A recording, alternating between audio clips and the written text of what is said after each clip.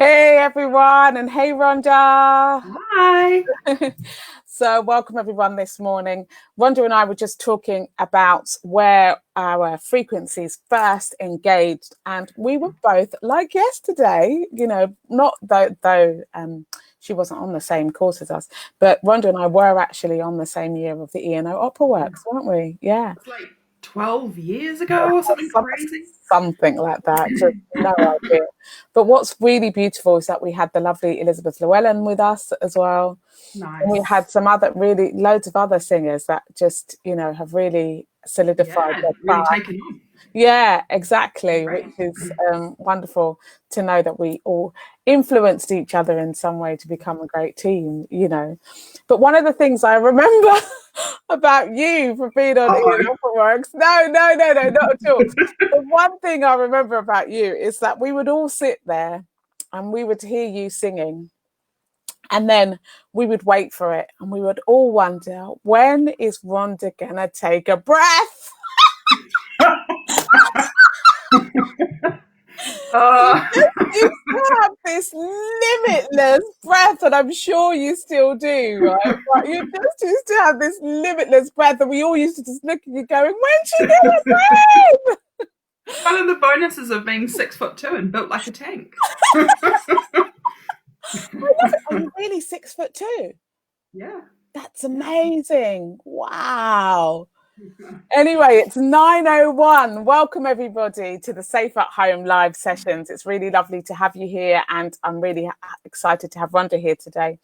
My name is Nadine Benjamin, and I'm an international soprano. I'm also a certified high performance coach and an accredited neuro-linguistic programming coach, Neuro the Brain, linguistic, how we speak to the brain, and programming, the patterns that we run within the brain and how we can use them to support our lives rather than to cause chaos. And one of the things that I say every morning around these chats is that they're here for us to be in connection. So please join in on the live chat, say hello. We want to hear from you. And if you know anybody at the moment who needs some sort of support or could do with a telephone call or could do, with just you writing a card or saying hi, please, please, please take action. And likewise, if you feel that you could need some support in some way, please don't be afraid to pick up the phone and say, I'm valuable and I'm worthy too, and I deserve to get the support and get my needs met, because there is something for everyone at this moment. So please, please, please step up into that space. So this morning we are joined by Rhonda Browne. So I'll tell you a little bit about her. So Rhonda Browne's dedication to her craft has already led her to attain impressive accolades, including singing with the English National Ballet at Covent Garden and winning the Wagner Prize. Her breadth of experience playing roles as diverse as Erda in Wagner's Ring Cycle to the witch in Humperdinck's Hansel and Gretel speaks of her versatility. Her distinctive contralto, timbre, and engaging stagecraft have resulted in Rhonda being sought after on both the operatic stage and concert platforms internationally. Rhonda is driven by her love of exploring a wide range of music and experiencing the corresponding emotions evoked by the performance in both the audience and musicians alike. She studies with Jacqueline Bremar. In tandem with developing her own work on the stage, Rhonda has cultivated a career in training the next generation of singing talent. She is passionate about working with voices undergoing change and works with singers focusing on techniques that can be used across genres. Thank you so much for being here, Rhonda. Thanks for having me. Hey, Linda. Good morning. Lovely to have you here. Lovely to see you. So, Rhonda, you are not originally from the UK, are you? Tell us where you're from and how you got here. So, no, I was born in New Zealand, Yeah. and I'm very proud to be a Kiwi, but with very firm roots in Britain. My father was born here, and all of my grandparents were born here. So I feel a little bit like I've got two homes, which is kind of nice. They couldn't be further apart, though, so it has been a sacrifice at times to move over here. And particularly when you can't just jump on a plane like we can at the moment, like we can't at the moment, Yeah. it does feel a long way from home. but I've created my own family here too. Yeah, so yeah, that's wonderful. And did you start singing in New Zealand, or did you start? Yes, sort of. I mean, I did. I sang with the New Zealand Youth Choir, and I sang with Opera New Zealand in the chorus there for several years. Yeah. And there was always kind of this niggle inside me saying, I want to give singing a go. Yeah. But something kind of held me back for a long time. Yeah. And then I, through some encouragement from some people in New Zealand, thought, right, I'm going to come to the UK and dip my toe in the water. Yeah. And that was nearly 16 years ago now. Wow. Yeah. And so worth it was, because you've been phenomenal in terms of the people that you've really inspired with your voice. As you said, 6'2" tank of a voice. It's like, wow, it's amazing. So Claire is saying what we all want to say to you this morning: happy birthday. So much love to you and Nadine, she's saying. So we will take a moment. Everybody can say happy birthday to you as much as possible today. And it's so lovely that you're joining us on your birthday. Thank you. The composer Wagner seems to feature a lot with you when we look at your CV. Does that tend to pigeonhole you at all? It can. It really can. I mean, I adore Wagner. I absolutely love to let rip and just explore the glorious colours that Wagner offers. Yeah. I mean, some of my favourite pieces to sing are the Wesendonck. Yes. Gorgeous. Yeah. But it can pigeonhole you because people see Wagner on your CV and went, well, if you sing Wagner, you can't sing Handel. And I have had moments where I've been offered to run some masterclasses with young voices and things, and people have gone, oh, but you're a Wagner singer. Are you really going to understand lighter voices and things? Oh, really? And I would just really encourage people to say, if you're singing healthily, if you're singing and you're teaching healthy vocal technique, you can sing whatever you like. Yes.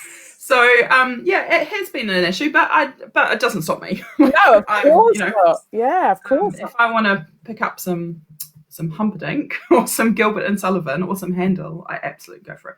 Oh, wow. So we've just got some more people coming on here. So Jacqueline Storbingo is saying, happy birthday, Rons. And hi to the Queen. Hi, Jackie. Ian Massa Harris is saying, fabulous. Lovely, Ian. He's saying, good morning, Nadine and Rhonda. So in terms of that, then, we talk about, and Bobby Jeffrey. Hello and happy birthday, Rhonda. Lovely lady. Thanks, guys. See, the love is there, Rhonda. We love it when the love's here. So in terms of that, in terms of like vocality for you, what other kind of roles have you not sung yet that you'd love to sing? I'm really keen to get into some more Verdi. Yeah. I think I've had a little dabble into Ulrika, who I just, yum. Yeah. And just explore some more of the Italian age repertoire. Yeah. But my biggest love of all time, and Jacqueline's going to love me for this, is the German rap. So particularly things like Mahler and Brahms. Yes. Are just gorgeous. And so there's a whole world still to be explored in that. Yeah. Verdi is my thing. I love Verdi. I'm totally obsessed with Verdi. And if that's all I ever sing, I'm really not bothered. But but some of us are just like that, so it's just, I don't know, there's something about that composer that just really speaks to me and speaks to my voice as well, and I don't have to do much work to get it to work. So, there's some things that you sing and they're just like that, aren't they? Yeah. I think people I also love doing the character roles. So give me a witch or an old hag anytime. And I've seen you as a witch and you're very scary. In fact, I think I'm going to be doing the witch very soon myself. Brilliant. It's going to be my first time ever kind of, venturing out into that space. I've never done it before. So I'm glad that I've seen some great people do it. So that should some impetus to do it well. But we're here to talk about today, both of us have never been to conservatoire. So we're kind of like what would they call it in from Ireland? If I used to live in Ireland, and they used to say, "Oh, she's a blow-in," I like that. So I'm a blow-in we're blow-ins into this industry without ever going to conservatoire. I mean, do you feel that was a hindrance or a support in not going to conservatoire? What would you say? There were definitely times in my journey that I felt that, but I'm also incredibly pleased that I didn't. Yeah. I think had I gone to music college straight out of school, I did a zoology and ecology degree, for goodness sake. Yeah. And I'm really pleased that I did that, because had I gone to music college, I think I would have given up so long ago, because as a bigger voice, it takes so much more time to let it settle, to let your body grow and mature and do everything that it needs to do. And I think also I've had the luxury of being able to pick and choose my team. So pick and choose my fantastic singing teacher, who I adore, and my gorgeous coaches through the ages. One of the key ones being Mila Andrews, who I miss desperately. And to do these sort of courses that have led me to amazing people. So Opera Works and Morley College Opera, and the Singers of Tomorrow scheme, which we studied on as well together. We did that as well together as well, didn't we? At NOS, and having the support of the Yetta Parker program as a sort of an associate there. And so, although sort of the traditional route wasn't really an option for me, I've had these amazing experiences that have led me to where I am. Yeah. I love that, Rhonda. I love the fact that, because like yourself, I would say exactly the same thing. I used to think that it was such a bad thing to not have gone to conservatoire, but I actually now see it as a blessing. And especially for that one reason that you've just said, is picking my own team. So explain a bit to us what you mean. Our subject here today is supporting young singers with bigger voices. Would you like to talk about that a bit?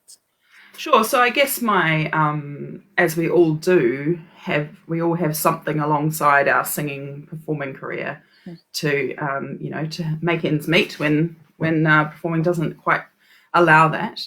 And so over the past sort of 15 years, I've cultivated my teaching.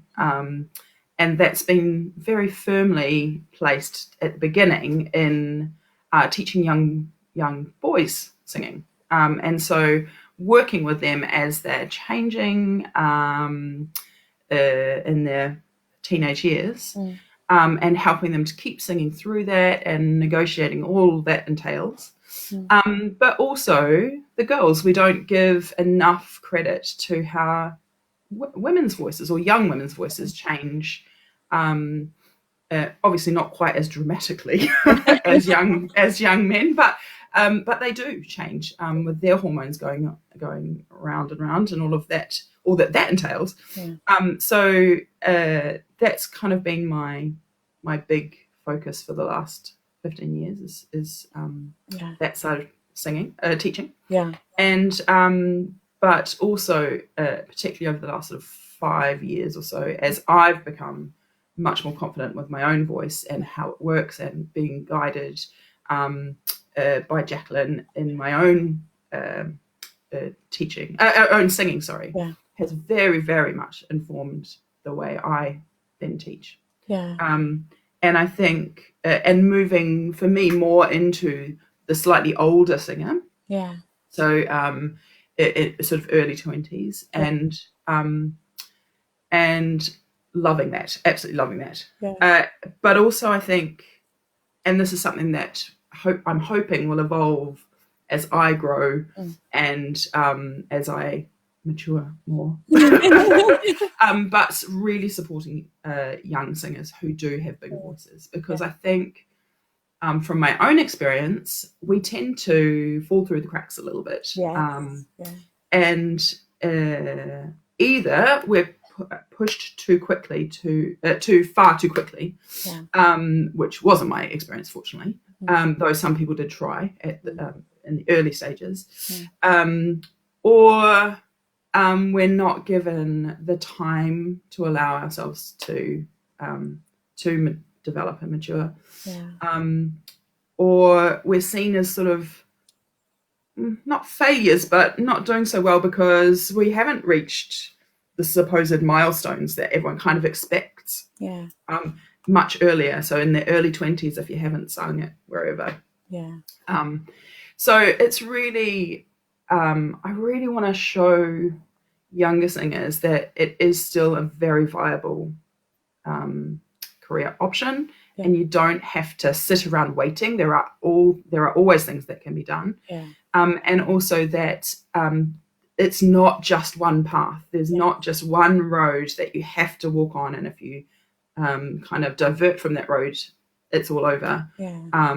It's just always knocking on the doors. It's always seeing what is the next best step for you, who's the next best person to help you and support you. And that's been something that's kind of been in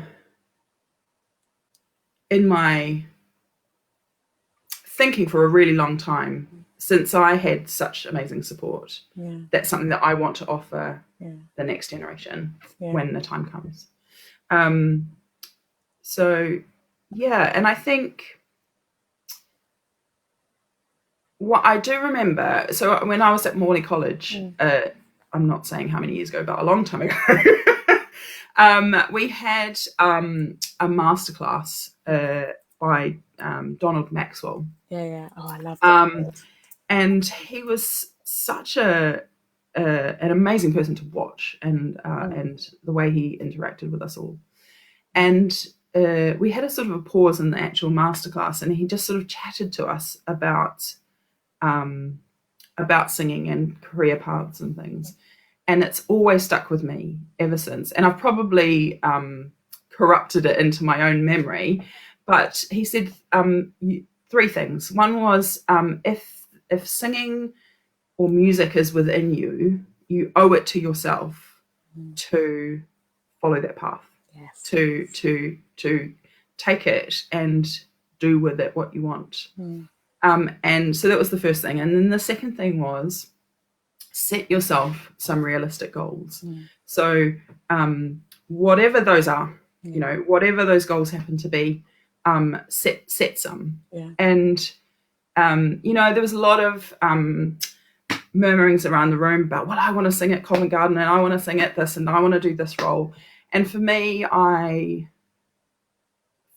a realistic goal, and I've set it and I stuck to it ever since, was I want to earn a living from my music. And that completely freed me from having to sort of set myself on the path that others put as pinpoints in their career. And it really freed me. It made me go, okay, actually I can give this a go. And then the third thing he said was to give yourself a time frame. You know, so whatever your goal is, whether it is to sing at Covent Garden or whether it is to whatever, set yourself a time frame. And if you haven't seen any progress towards that particular goal during that time frame, don't give up, but readjust what your goal might be. See how you can keep that music as part of your life. See how you can very much acknowledge that music is part of you, but find the next realistic goal. And like I say, I'm sure I've corrupted exactly what he said, but I've turned it into what worked for me, and it's really has helped keep me going through times when you just didn't want to. Yeah, I mean, I love Donald Maxwell. I've done a couple of masterclasses with him as well, and he just I remember he's just one of these people that I even saw in New York, and I saw him in a store, and he was like, "Hi Nadine, how are you getting on? And how was your singing?" And and then you look at him, and then he's on stage at the Met that night. So he does walk his talk. Which is why I also listen to a lot of his guidance as well, because I can see it in him, and just so down to earth as well at the same time. And I loved what you said about, just wanting to earn a living out of your music, because there has been so many times where people always, the old adage is, oh, but you can't never earn money out of being a musician, and you can't ever do this, and da da da da da. And and I think one of my things has been to secretly just say, well, no, actually, I am going to earn a living. And until recently, with what? Well, yes. It was all going swimmingly well, and then... and actually I can laugh now. I wasn't laughing before, but I can laugh now, because actually it's that thing of, it's that sublime to the ridiculous almost. But, I, as I know you do, I have a faith, and, and so I'm always listening to be taken to do the next right thing. And I have now been told, and that's what's happening now. So, and it's just that daily thing. So I'd love to ask, what do you define as a young singer? Well, I guess I've never been asked that question before. So I think, and certainly in my own teaching, there's kind of two. I hate pigeonholing though, Nadine. I'm not sure I like this question. No, but I'm just saying, I just want to know what you would define it as. I mean, no, fair enough. I mean, I think there's definitely that sort of kid, teenage year kind of category. You want to call it a category? Yeah.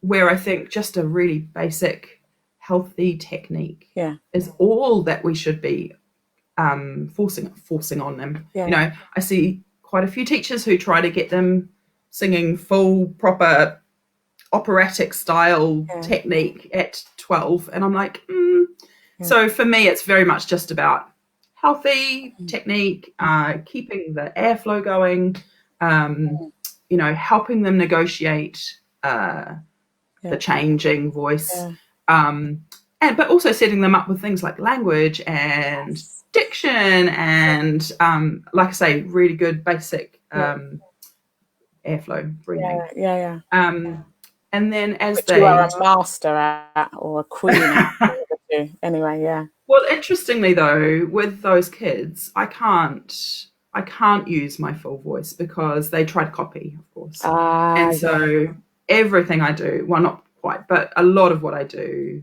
with my young singers is all just thin folds, falsetto-y type. Is what I sing, I mean, to them if I'm demonstrating. Because otherwise they try to sing with hilarious results, I must say. But my kids, they do keep me laughing. They come up with all sorts of random, interesting things. And then as they get older, then you can start to really work the body magic. But having said that, I would have considered myself a young singer until probably 5. Oh wait, I'm now 42. 7-ish years ago. Because for my fach, I was definitely a young singer. And my teacher and coaches, Miller and Jax in particular, were always saying, just wait till you're 40. Just wait till you're 40. Once you hit 40, then you'll start to move. And they were bang on the money. At 39 is when I got to do the mala. And so I was a young singer until 5 or 7 years ago. Yeah. So it really does depend on the context. I really identify with that, and I'm so glad. And I think that's why I wanted to ask that question, because it does give people a kind of framework that a young singer isn't just somebody with a young voice or a young in age. You know, it's, you know, I considered myself a young singer up until even 6 months ago. I just came off the Harvard scheme, you know, and now I'm looking into doing the Verdi, which I actually want to do. So that still puts me in young singer space, because I haven't reached my finality of where I'm going, you know. Absolutely. So I really identify with that, and that in itself, it teaches us not to pigeonhole, which is to have that overview. Yeah. You know, and I think also when I look at the people that I'm attempting to follow in their footsteps of, you know, looking at people like Penny Walker, who's obviously now retired and things, and Catherine Wynne Rogers, who's just amazing and has mentored me as well. And these amazing contraltos. They had a similar path in that their careers really took off. I mean, they had careers right from the beginning as well. But do you know what I mean? Like, they're singing these gorgeous, glorious roles that I want to be singing. And they're, you know, a decade or so ahead of me. Exactly. Yeah, but it's true. It's fantastic to hear you say that, you know. And I think to have a singing teacher like you, who is built with that wealth of information already, I mean, you're going to be a goldmine to lots of people. So it's lovely to hear you talk like that. So if, you know, you were to give 3 tips, what would be your kind of 3 tips to kind of, you know, somebody who either was a young singer or had young singers? Or 1 second, Marjorie. Umar was just saying nice, and Marjorie is saying hello. OMG, I slept in. I so wanted to hear and see Amazing Wanda, but I'm here now. Good morning. I'll catch the first part later. Oh, bless you. Hey, Marjorie. That's lovely. I love Marjorie. And again, you know, just what we're talking about in terms of young singer. I mean, when Marjorie went to conservatoire at 55 or something, 56. Yeah, so Marjorie and I actually met at Morley College in the art song class. And that was just before you went to college, I think, Marjorie. And I could have just sat for hours listening to her. She's got such a wonderful way with interpretation, doesn't she? She's just a great singer. And you know, and if you're studying song and you really want help with song, find Marjorie. That's what I can say. In whatever way you can. So yeah, sorry, I diverted, but I saw lovely Marjorie. I had to. So if you were to give somebody 3 tips for having somebody with a bigger voice, or, you know, or a young singer, what would your 3 tips be? Well, I sort of already mentioned time. Let them take time. Let yourself take time. I can't emphasize that enough. I know I was going to take that off of my three tips, but thinking about it, I think it is one of the most important. To not feel like you're stuck in a time frame, that you have to hit certain points in the race. It's not a race. It's just not a race. Keep the variety going. Don't feel I'm a big voice, I therefore must sing Wagner and Verdi. It just isn't the case at all. I mean, yes, absolutely. If you enjoy it, go for it. But it doesn't stop you from singing, you know, anything else that you want. Some of my favorite stuff to sing is you know, a bit of Cole Porter or Gershwin, or you know, just sing what you want to sing and sing it well. I love American song. That's my thing. I've been doing that for over 10 years, you know, and it's just, you just pick something that you love, and actually it helps complement the thing that you're working towards, because it gives you that kind of foundation break almost, and then you slide back into the other thing, and you can get to see where you are in it as well, which is really nice. Yeah, absolutely. And I think, again, I've already alluded to this as well, but build yourself a really strong support network of a teacher you can trust in total with every aspect of your life. coaches who support and lift you up. Yeah. You obviously want the criticism. That's what you pay them for. Yeah. But somebody who supports and criticizes in a loving way is really, really important. Yeah. But it's not just the music team that you've got to have around you. Yeah. You've got to have people you can rant to, people that you can curl up in a ball and cry with, people that will buy you flowers on your debuts, or or pick you up at 2 o'clock in the morning from the train station, or all of those things. Friends that will be in the front row of your next performance, or what have you. I think. So don't ever isolate yourself. Don't ever feel that you're in this alone, because you don't have to be. Thank you for saying that, Rhonda. I mean, I say that to all my mentees when I first begin with them. Build a team. You know, what you're saying is just gold dust. It's really, really important.